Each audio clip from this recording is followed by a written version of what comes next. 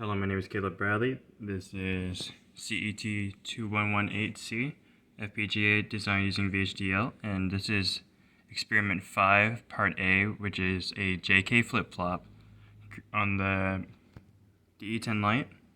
So I have my inputs for my preset and my clear set to switch 1 and switch 0 respectively, and then my J and K inputs set to switch 9 and switch 8 respectively.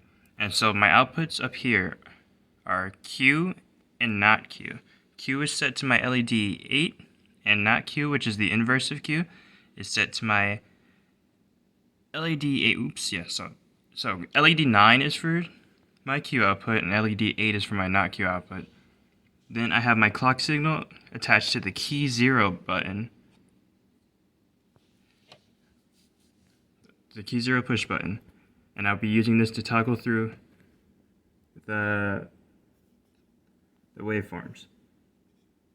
But first, I will pull up my, alright, there we go, yes. I'll pull up my truth table so I can follow along, and we can show all of the inputs and outputs and the total combinations there are. Let me make sure this actually sets. Please focus. Alright, so first off we have pre is 0 and clear is 1. Our clear in our preset switches are active low, which means if I set pre to 0 and 1 to clear, that technically our preset is the one controlling the output right now. So if I toggle the push button, if I press the push button,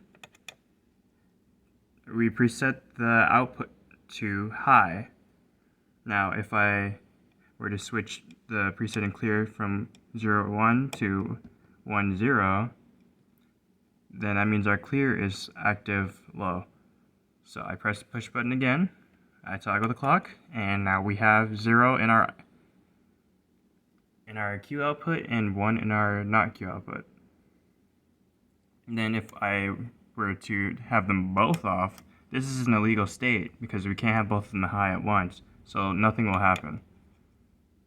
But now if I have both of them on, and I have both my J and K inputs low, then we will get the output it will retain the output of the previous clock pulse.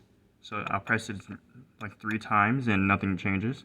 So then we move on and we leave preset and clear both high, so we can start messing with the J and K switches. So first off, we have J is high and K is low. These are active high inputs. And Q will toggle, or Q will go high and not Q will go low. And if I press it again, it still does the same.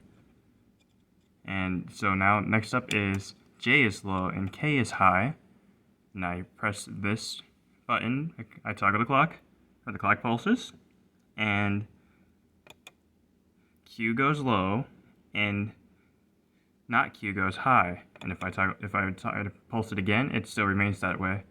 So then when I put both of these inputs high, what will happen is that we will toggle the output of Q. So right now it's low, but now it's high.